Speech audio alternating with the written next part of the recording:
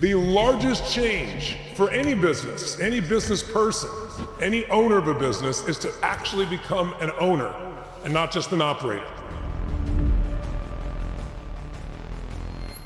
Because there's a very different thing between being self-employed and owning a business.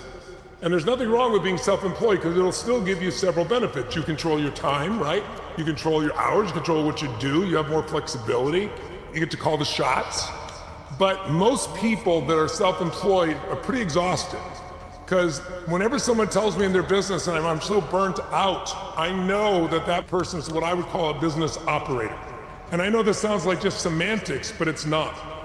When you're the operator, this is what happens. You start a business. Most of us start a business because we're passionate about something. Maybe you work for somebody else.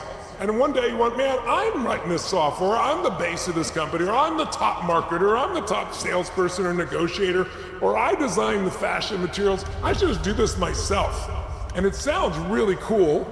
And you begin it, in the beginning it's okay. Because if someone says, I want a green suit, you make them a green suit. But in order to grow, you have to learn how to scale. And that's what this session is going to be about.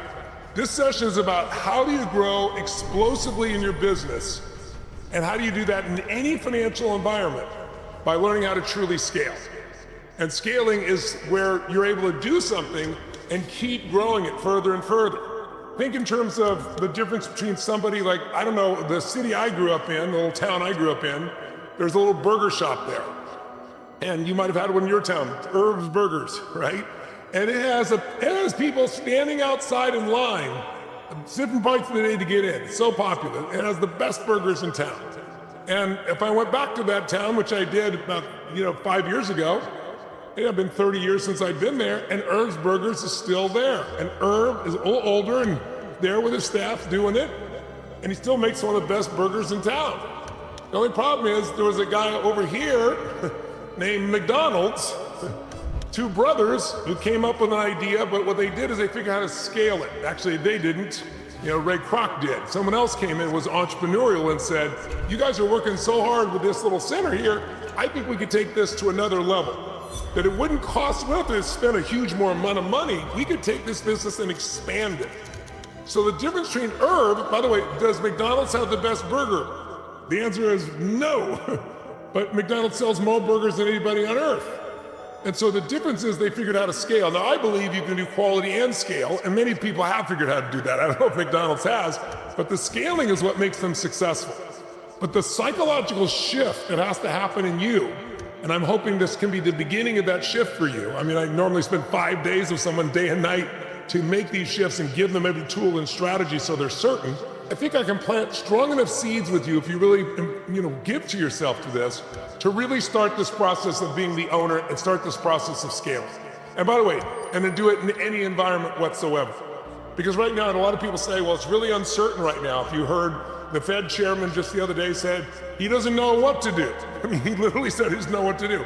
He's not sure if the economy is going to grow or shrink, whether they're going to have inflation or not, because there's this uncertainty based on the tariffs that the current president has put out. Now, whether you like that president or hate that president or have no feeling about the president doesn't matter. I'm an independent personally, so I voted on both sides of the aisle. But what I think is really important, there's a great lesson right now in what's happening in our economy. It's a time of uncertainty.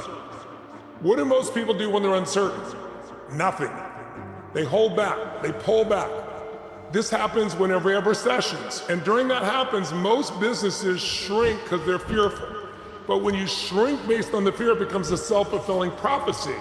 And pretty soon, it's hard to get going again.